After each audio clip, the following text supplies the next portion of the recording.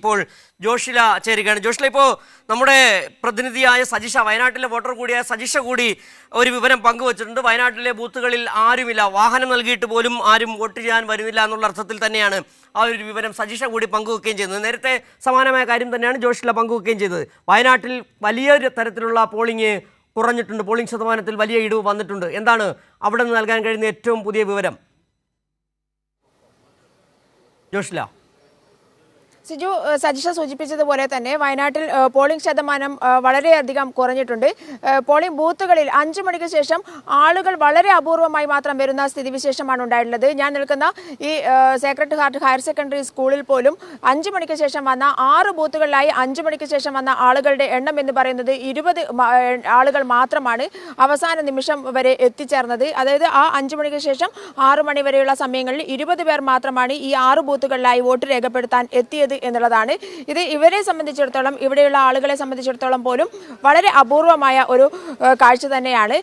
അത്രയും ആളുകളല്ല ഈ സമയത്ത് 5 മണിക്ക് ശേഷം എത്തിച്ചേരാറുള്ളത്. ഈ സമയത്തൊക്കെ വളരെ വലിയ നീണ്ട ക്യൂ മുൻകാലങ്ങളിൽ അനുഭവപ്പെട്ടിരുന്ന സ്ഥലത്താണ് ഇത്തരത്തിൽ വളരെ കുറവ് ആളുകൾ മാത്രം ഏറ്റവും അവസാനമായി അവസാന നിമിഷങ്ങളിൽ വോട്ട് ചെയ്യാൻ എത്തുന്നത് എന്നുള്ളതാണ്. തിരുവമ്പാടി മണ്ഡലത്തിൽ, അസംബ്ലി മണ്ഡലത്തിൽ 64.39% വോട്ടിംഗ് രേഖപ്പെടുത്തിയിട്ടുള്ളത് ഈ അവസാന നിമിഷത്തിൽ, അതായത് 5:30-ക്ക് ശേഷമുള്ള സമയത്ത്.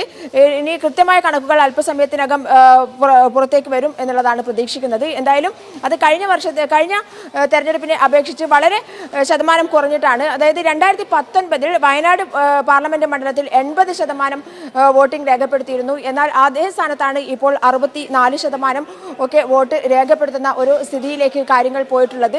എന്തായാലും വളരെയധികം വോട്ടിംഗ് ശതമാനം കുറയുന്ന ഒരു സ്ഥിതിവിശേഷം തന്നെയായിരിക്കും വയനാട്ടിൽ നിന്ന് വരുന്ന പുതിയ റിപ്പോർട്ടുകൾ എന്ന് തന്നെയാണ് പ്രതീക്ഷിക്കാവുന്നത്. ഇനി എത്രയായാലും കഴിഞ്ഞ വർഷങ്ങളിലെ അത്ര എത്തില്ല എന്നുള്ളത് തന്നെയാണ് പുതിയ കണക്കുകൾ വരാൻ പോകുന്നത് എന്ന് തന്നെയാണ് പ്രതീക്ഷിക്കുന്നത്. എന്തായാലും ഇതിന്റെ കാരണം എന്താണ് എന്നുള്ളത് കൃത്യമായ രാഷ്ട്രീയ നിരീക്ഷണത്തിലൂടെ മാത്രമേ ഇനി കണ്ടെത്താനാവുകയുള്ളൂ. അത് വിജയത്തെ ആശ്രയിച്ചിരിക്കും എന്നുള്ളത് തന്നെയാണ്.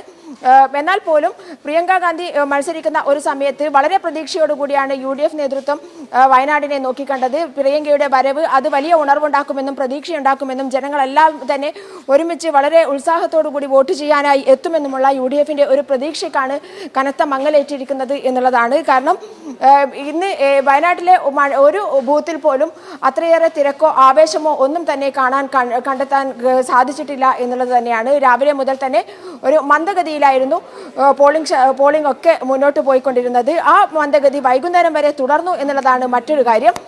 എവിടെയും ഒരു കോൺഗ്രസ് പ്രവർത്തകർ പോലും വളരെ ആവേശകരമായി വോട്ട് ചെയ്യാൻ എത്തുന്ന ഒരു സ്ഥിതിയിലേക്ക് കാര്യങ്ങൾ പോയിട്ടില്ല എന്നുള്ളത് തന്നെയാണ്. അതുകൊണ്ട് തന്നെ എന്തുകൊണ്ടാണ് ഇത്തരത്തിലേക്ക് വയനാടിന്റെ ഒരു ഔദ്യോഗികമായി പോളിംഗ് സമയം അവസാനിച്ചിരിക്കുന്നു എന്ന് മനസ്സിലാക്കാൻ കഴിയുന്നുണ്ട്. സമയം 6 മണി കഴിഞ്ഞിരിക്കുന്നു. 6 മണി 1 മിനിറ്റ് ആയിരിക്കുന്നു.